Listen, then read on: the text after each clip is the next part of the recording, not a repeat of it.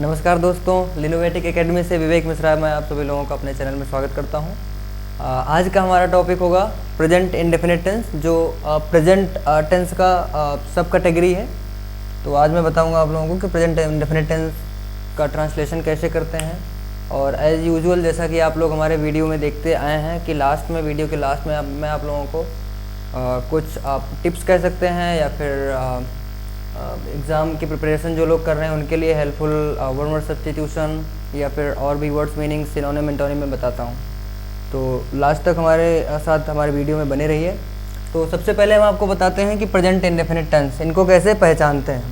किसी भी टेंस को पहचानने के लिए हमें सबसे पहले किसी भी टेंस का ट्रांसलेशन करने के लिए हमें सबसे पहले ये जानना ज़रूरी है कि हम अगर वो टेंस का सेंटेंस लिखा है तो हम कैसे पहचानेंगे कि वो किस टाइप का सेंटेंस है और उसकी सब कैटेगरी क्या है।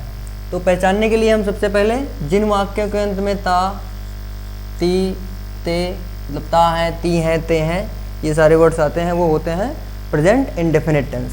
अब हम बात करते हैं, एक सेंटेंस लेते हैं, राधा गाती है। राधा गाती है, श्याम जाता है, राम पढ़ता है, रवि खाता है, रवि खेलता है, शिवम नहाता है। तो ता है, हम जाते हैं, वे जाते हैं, वे पढ़ते हैं, तुम पढ़ते हो, तुम सोते हो, तुम खाते हो। तो ता है, ती हैं, ते हैं, ये सारे जब आते हैं, पहली चीज़ तो मुख्य क्रिया के साथ ता है, ती हैं, ते हैं, ठीक है। जाना गो एक क्रिया है और मुख्य क्रिया के साथ ता है, ती हैं, ते हैं, ये सारे शब्द आते हैं। तो उसमें हम उसको पहचान जाते हैं कि वो प्रेजेंट इंडेफिनिट टेंस है। तो सबसे पहले मैं एक सेंटेंस जैसे मैंने लिखा है राधा गाती है, तो सबसे पहले मैं आपको बताऊंगा कि अफर्मेटिव, जैसा कि मैंने आपको अपने वीडियो में पहले बताया था टाइप्स ऑफ सेंटेंसेज में कि अफर्मेटिव सेंटेंस क्या होते हैं, उनको पहचानते कैसे हैं। आप अगर affirmative sentence, negative sentence, interrogative sentence या फिर टाइप्स ऑफ सेंटेंस के बारे में आपको पढ़ना है तो आप हमारे चैनल के वीडियो में जा सकते हैं, तीसरा वीडियो है चैनल का। और अभी मैं आपको बताता हूँ कि अफर्मेटिव सेंटेंसेस जो होते हैं प्रेजेंट इंडेफिनिट टेंस में उनका ट्रांसलेशन हम कैसे करते हैं। तो सबसे पहले तो इसका रूल ये है कि सब्जेक्ट प्लस वर्ब की first form plus object, SAIS plus object. अब आप लोग सोच रहे होंगे कि SAIS क्या है ये। पहले तो मैं सबसे पहले आपको बताऊंगा कि वर्ब में एस या एस कहाँ लगाते हैं, when to put es with main verb. Main verb की बात मैं कर रहा हूँ। तो अभी आप पूरा सेंटेंस, पूरा टेंस भूल जाइए। पहले आपको ध्यान देना है कि मेन वर्ब में कहाँ पे एस लगाते हैं और कहाँ पे एस लगाते हैं। 3 रूल्स हैं, अपने दिमाग में बैठा के रखिए। 3 रूल्स। जिन मेन वर्ब्स के अंत में, पहला क्या है, जिन मेन वर्ब्स के अंत में ओ होता है उसमें हम ES लगाते हैं। हम आपको ES का रूल बता देते हैं, उसके बाद जितने भी आपको मेन वर्ब मिलेंगे उसमें S लगता है, ठीक है। अगर ऐसे नहीं समझ में आ रहा आपको तो ES कहाँ लगाएंगे हम, थर्ड पर्सन सिंगुलर सब्जेक्ट के साथ, या फिर आप कह सकते हैं सिंगुलर सब्जेक्ट, एक वचन कर्ता के साथ हम थर्ड पर्सन सिंगुलर सब्जेक्ट के साथ हम लगाएंगे ES। अभी हम बात S या ES। अब हम बात करते हैं ES कहाँ यूज़ करेंगे। मैंने बताया आपको पहला, जिन मेन वर्ब के लास्ट में ओ होता है, जैसे गो, यहाँ पे अगर हमें ES लगाना हुआ, S या ES, तो हम ES लगाएंगे एक्चुअली, ठीक है। गो हो गया। अब डू, यहाँ पे भी हम डज लिखते हैं इसको, ठीक है। दूसरा रूल, ES लगाने का दूसरा रूल, मेन वर्ब के लास्ट में SS और SH होता है। मेन वर्ब के लास्ट में क्या होता है, SS और SH होता है, तो हम उसमें क्या लगाते हैं, ES लगाते हैं। जैसे किस, अगर इसमें हम क्या लिखेंगे, इसको किसेज, मिस, मिसेज, ठीक है। अब पुश, अब SH वाला बता देता हूं मैं आपको, पुश, अगर इसमें लगाना है हमको तो पुसेज, ठीक है। अब एक तीसरा रूल है कि जिन मेन वर्ब के लास्ट में ओ है वहाँ पे ES लगेगा, go, goes, do, does, ES लगा यहाँ पे। दूसरा क्या था कि जो मेन वर्ब SS और SH से फिनिश होते हैं उसमें हमें ES लगाना, जैसे kiss, kisses, push, pushes, miss, misses, rush, rushes, ठीक है। अब तीसरा जो रूल है इस पर थोड़ा सा आप लोग ध्यान दीजिएगा जिस मेन वर्ब के अंत में, जिस मेन वर्ब के अंत में कॉन्सोनेंट प्लस वाई लगा होगा उसमें भी हम क्या लगाएंगे, ईएस लगाएंगे। जिस मेन वर्ब के लास्ट में कॉन्सोनेंट प्लस वाई, जैसे ट्राई, फ्लाई। ट्राई का हम क्या लिखते हैं, TRIES, ठीक है। इस वाई को हमने IES से रिप्लेस कर दिया है। फ्लाइज को, इसको भी हम कर देंगे FLIES, फ्लाइज कर दिया हमने। क्राई, क्राई को भी हम क्या करते हैं, CRIES, क्राइज कर दिया हम। अब आप लोगों को एक कन्फ्यूज़न होगा, कन्फ्यूजन ये होगा कि जैसे एक वर्ड मैं बोलता हूँ से SAY, कहना, ठीक है। यहाँ पे जो वर्ड्स हैं देखिए, ये कॉन्सोनेंट है बट ये वाई है, ये कॉन्सोनेंट है बट ये वाई है, ठीक है। ये कॉन्सोनेंट है बट ये वाई है, ठीक है। तो कॉन्सोनेंट प्लस वाई में ES लगेगा। यहाँ पे क्या है, वोवेल प्लस वाई है SAY में। अब देखिए SAY, ए क्या है, हमारे वोवेल कितने होते हैं, 5 होते हैं, AEIOU होते हैं। ए यहाँ पे वोवेल है प्लस वाई है, तो यहाँ पे इसीलिए हम ES नहीं लगाते, SAYS ही लिखते हैं से इसका। Got it. अब हम आगे चलते हैं कि कैसे हम ट्रांसलेट करेंगे अफर्मेटिव सेंटेंस को। सेंटेंस मैंने ऊपर लिखा हुआ है, राधा गाती है। ट्रांसलेशन करते हैं इसका, राधा गाती है, ठीक है। अब हम देख रहे हैं कि राधा क्या है, थर्ड पर्सन सिंगुलर सब्जेक्ट है, जिसमें हमें अब या मेन वर्ब में SAIS लगाना ही पड़ेगा। तो राधा गाती है, सिंग्स। अब यहाँ पे हमने ES नहीं लगाया है। ES इसलिए नहीं लगाया है क्योंकि जो 3 रूल मैंने आपको बताए, जिन मेन वर्ब के अंत में O है, जिन मेन वर्ब के अंत में S और SH है, जिन मेन वर्ब के अंत में कॉन्सोनेंट प्लस Y है, ऐसा कोई भी रूल यहाँ पे इस मेन वर्ब में नहीं है, तो हमने केवल यहाँ पे S लगा दिया है, ठीक है। राधा सिंग्स। एक सेंटेंस और 2 सेंटेंस में और आपको ट्रांसलेट करके बताता हूँ कि कैसे करते हैं, जो थर्ड पर्सन सिंगुलर सब्जेक्ट नहीं होगा, और एक और ऐसा बताता हूँ आपको जो थर्ड पर्सन सिंगुलर सब्जेक्ट होगा जिसमें ES लगेगा मेन वर्ब में, ठीक है। अब मैं यहाँ लिखता हूँ एक सेंटेंस, रवि मैच खेलता है, ठीक है। अब यहाँ पे देखिए रवि क्या है, थर्ड पर्सन सिंगुलर सब्जेक्ट है। अब हम इसमें मेन वर्ब में खेलना, प्ले में यस या ES लगाएंगे। रवि, रूल देखिए, वर्ब की फर्स्ट फॉर्म में यस या ES लगाएंगे। प्लेज, यहाँ पे देखिए वही सेम चीज मैंने आपको बताया, ये अगर कॉन्सोनेंट प्लस वाई होता तो ES लगाते, बट ये कॉन्सोनेंट प्लस वाई नहीं है। ये रूल आप एकदम दिमाग में बैठा लीजिए, वॉवेल प्लस वाई है, इसलिए हमने यहाँ पे ES नहीं लगाया है। रवि प्लेज द मैच, ठीक है। अब हम बात करते हैं, मैं मैच खेलता हूं। मैं मैच खेलता हूं। अब देखिए, मैं थर्ड पर्सन सिंगुलर सब्जेक्ट नहीं है, तो हमें ये वाला रूल भूल जाना है, SAIS वाला। हमें केवल सब्जेक्ट प्लस वर्ब की फर्स्ट फॉर्म प्लस ऑब्जेक्ट। यहाँ पे हमने क्या किया था, सब्जेक्ट वर्ब की फर्स्ट फॉर्म में SAIS, यहाँ पे S लगा है, उसके बाद ऑब्जेक्ट, ठीक है। अब यहाँ पे हम क्या करेंगे, आई सब्जेक्ट है, मैच खेलता हूँ, मैच खेलता हूँ, प्ले। यहाँ पे हमने SAIS नहीं लगाया है, इसलिए नहीं लगाया है क्योंकि ये थर्ड पर्सन सिंगुलर सब्जेक्ट नहीं है। I play the match. ये हमने बताया आपको टेंस के प्रेजेंट इंडेफिनिट टेंस पार्ट की सब कैटेगरी टाइप ऑफ सेंटेंस में अफर्मेटिव सेंटेंस का ट्रांसलेशन करना। अब मैं आपको बताऊंगा कि अगर वो सेंटेंस प्रेजेंट इंडेफिनिट टेंस में हो और वो निगेटिव सेंटेंस हो तो उसको हम कैसे ट्रांसलेट करते हैं। तो निगेटिव सेंटेंस है प्रेजेंट इंडेफिनिट टेंस का, तो उसके लिए हमें दूसरा रूल है, हेल्पिंग वर्ब आपको जाननी होगी कि उस प्रेजेंट इंडेफिनिट टेंस में अगर और कोई सेंटेंस है टाइप तो हम कैसे उसको ट्रांसलेट करते हैं। जैसे राम स्कूल नहीं जाता है, Ram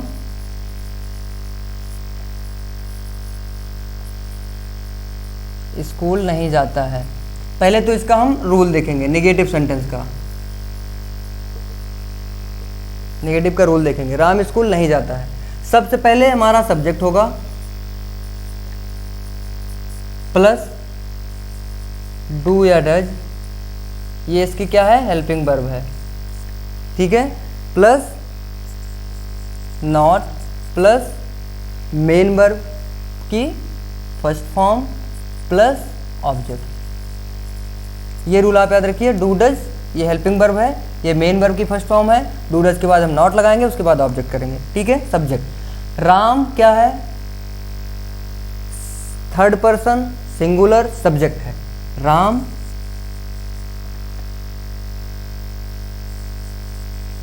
third person singular subject के साथ हम डज लगाते हैं, डज उसके बाद नॉट, ठीक है। राम स्कूल नहीं जाता है, राम डू या डज के साथ नॉट, ठीक है, राम डज नॉट। जाता है वर्ब की फर्स्ट फॉर्म यहाँ लगाएंगे, गो टू स्कूल।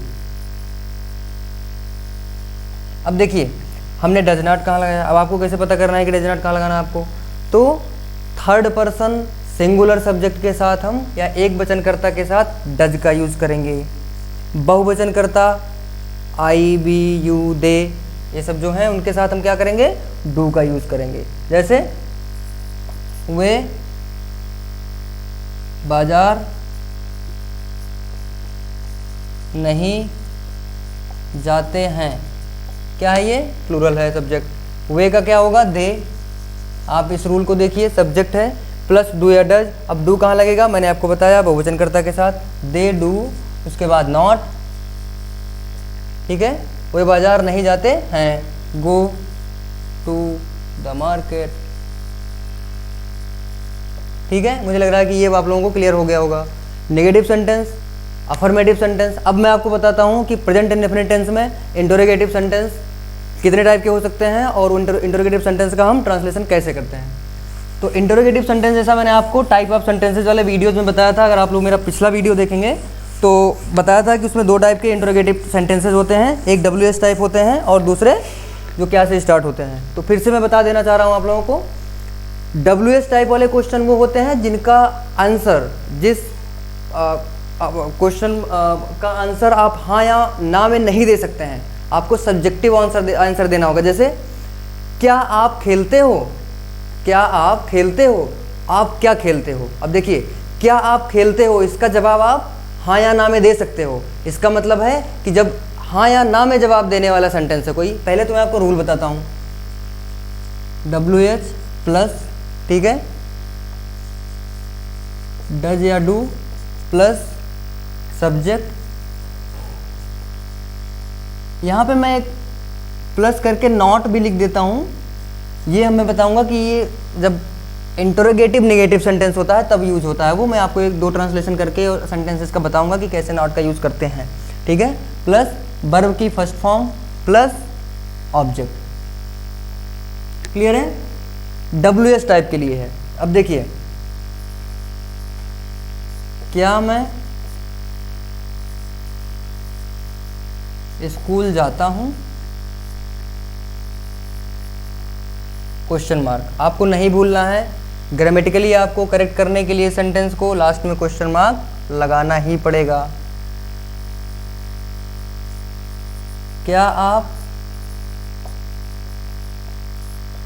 खेलते हैं,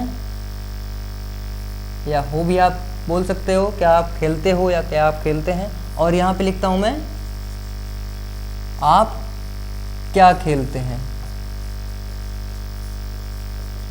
ये 3 सेंटेंस मैंने लिखे हैं। इसी में मैं आपको बता दूंगा कि प्रेजेंट इंडेफिनिट टेंस का इंटरोगेटिव सेंटेंस अफर्मेटिव में कैसे करेंगे। अफर्मेटिव इन द सेंस कि उसमें नॉट नहीं रहेगा तो, ठीक है। क्या मैं स्कूल जाता हूँ, अब ये WH टाइप नहीं है, इसका जवाब आप यस और नो में दे सकते हैं। तो जिस क्वेश्चन का जवाब, जिस सेंटेंस का जवाब आप यस या नो में दे सकते हैं, उसका ट्रांसलेशन हम यहाँ से करेंगे, डज और do plus subject plus verb की फर्स्ट फॉर्म प्लस ऑब्जेक्ट। क्या मैं स्कूल नहीं जाता हूँ, फिर उसको भी डज या डू से स्टार्ट करेंगे हम, प्लस सब्जेक्ट प्लस नॉट, क्योंकि नहीं है। क्या मैं स्कूल जाता हूँ, क्या मैं स्कूल नहीं जाता हूँ, नॉट प्लस वर्ब की फर्स्ट फॉर्म प्लस ऑब्जेक्ट, ये करेंगे हम। मैं इसका करता हूँ, मैं, ये क्या है, थर्ड पर्सन सिंगुलर सब्जेक्ट नहीं है। थर्ड पर्सन सिंगुलर सब्जेक्ट नहीं है, तो हमने इसके पहले वाले सेंटेंस में क्या बताया था आपको, नेगेटिव वाले में वहाँ पे डू लगाते हैं, तो हम यहाँ को डू से स्टार्ट करेंगे इसको। आई सब्जेक्ट, ठीक है, डू आई जाता हूँ, गो वर्ब की फर्स्ट फॉर्म,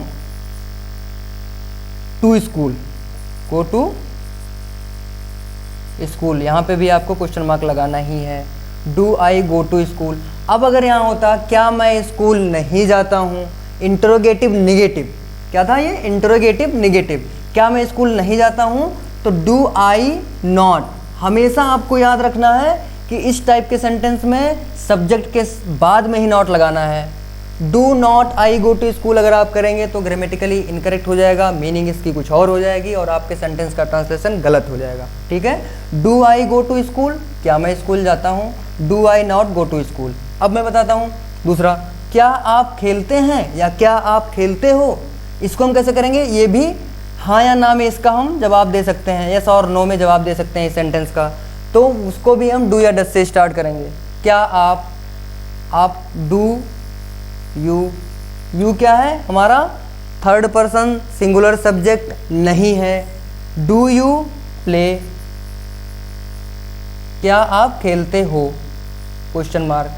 सेम देखिए, आप क्या खेलते हो, इसका जवाब आप हाँ या ना में नहीं दे सकते हो, आप क्या खेलते हो, आपको बताना पड़ेगा कि मैं क्रिकेट खेलता हूँ, फुटबॉल खेलता हूँ, ठीक है, वॉलीबॉल खेलता हूँ, तो आप उसको हाँ या ना में जवाब यस और नो में नहीं दे सकते हैं, आपको इसका जवाब सब्जेक्टिव देना पड़ेगा, कुछ बताना पड़ेगा।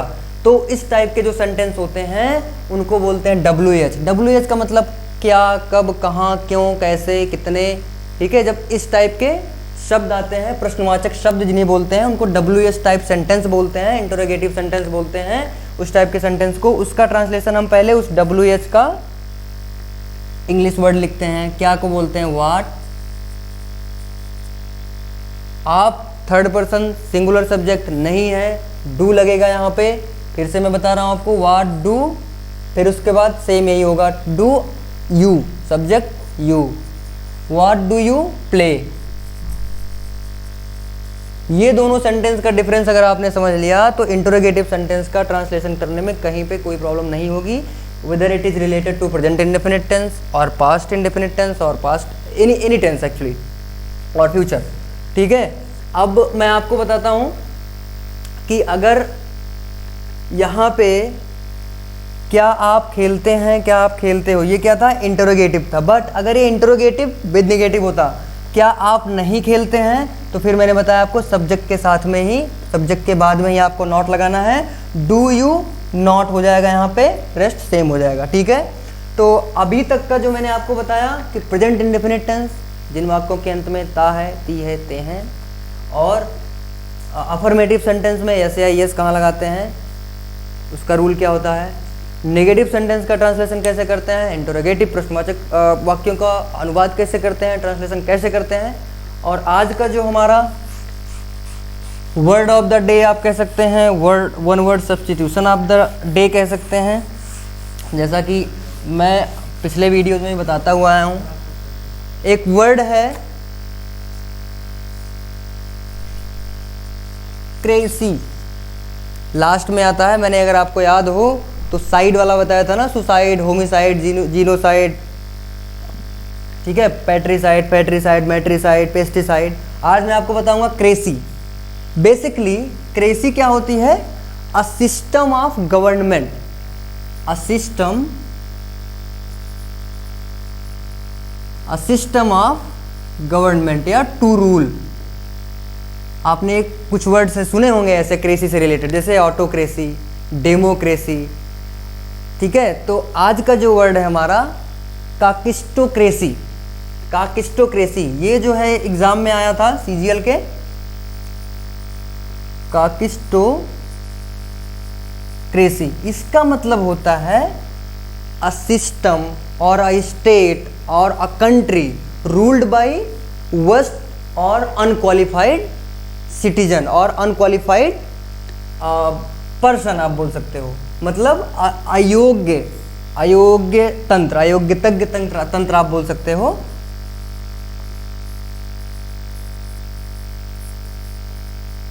मतलब अगर किसी देश में या किसी राज्य में जो पर्सन रूल कर रहा है वो अयोग्य है, पढ़ा लिखा नहीं है, तो उस टाइप के हम शासन को, उस टाइप के राज को क्या बोलते हैं, कौन सी कृषि, काकिस्टोक्रेसी बोलते हैं।